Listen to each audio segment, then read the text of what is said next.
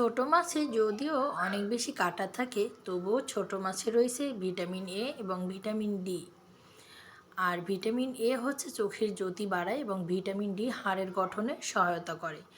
So hello viewers, আসসালামু আলাইকুম। আজকে ছোট মাছই রান্না করে দেখাচ্ছি এবং তার সঙ্গে দিব সবজি দিয়ে ছোট মাছ কীভাবে রান্না করি সেটা আপনাদেরকে আজকে দেখাচ্ছি। এইখানে যে মাছগুলো রয়েছে, এই মাছের নাম খলিশা মাছ। এই মাছগুলো আমি গ্রাম থেকে, শ্বশুরবাড়ি থেকে নিয়ে আসছিলাম। সো এই মাছগুলো দিয়ে একটি রেসিপি করে আপনাদেরকে দেখাচ্ছি। এটা একটা আনকমন রেসিপি, এর আগে কখনো করা হয়নি।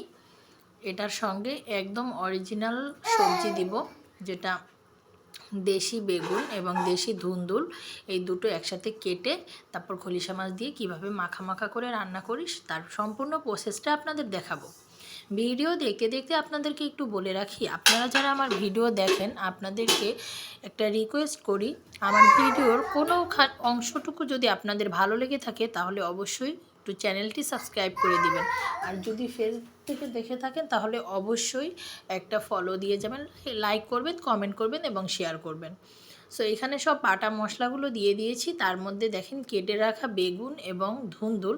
এই যে ধুন্দুলটা, এটা কিন্তু বাড়িতে লাগানো ধুন্দুল, মানে একদম সার ছাড়া। সো এটা ভালো করে একটু কষিয়ে নিব। আর দেখেন ধুন্দুলটা কিন্তু ভালো করে ছুলে নিয়ে তারপর ধুয়ে তারপর কাটবেন, তাহলে এর থেকে বেশি পানি বের হবে না। এইখানে দেখেন আমি সুন্দর করে কষিয়ে নিয়েছি, একটুখানিও পানি বের হয়নি। তারপরে সুন্দর করে কষানোর পরে পানি দিয়ে দিয়েছি, তার মধ্যে ভেজে রাখা গুঁড়া মাছগুলো দিয়ে দিয়েছি। এগুলো কিন্তু খলিশা মাছ, আবারও বলে রাখছি। যারা খলিশা মাছ বা যে কোনো ছোটো মাছ অন্য অন্যভাবে খান, তারা একবার হলেও আমার মতো এই পদ্ধতিটি ট্রাই করবেন। কারণ এই পদ্ধতিতে কিন্তু শুধু বেগুন আর ধুন্দুলি দিতে হবে, তাহলে কিন্তু এর স্বাদটা অন্য অন্য সময়ের থেকে একটুখানি আলাদা পাবেন। আর টেস্টও কিন্তু অনেক সুন্দর পাবেন। কিছুটা উতলে যাওয়ার পরে আমি এর মধ্যেও ধনিয়া পাতাগুলো কেটে সুন্দর করে দিয়ে দিয়েছি।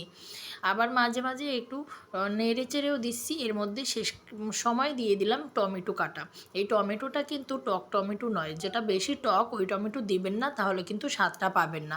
যে বড় বড় টমেটো পাওয়া যায় বাজারে, ওইগুলো খুব কম টক হয়, ওগুলো দিয়ে দিবেন অল্প খানিকটা। আমি পুরো একটা টমেটো এর মধ্যে দিয়ে দিয়েছি। এই যে আমার রান্না শেষ হয়ে গেছে, কালারটা দেখুন কত সুন্দর হয়েছে। আপনাদের যদি ভালো লেগে থাকে তাহলে অবশ্যই আমার ভিডিওটিতে একটি লাইক করবেন, কমেন্ট করবেন।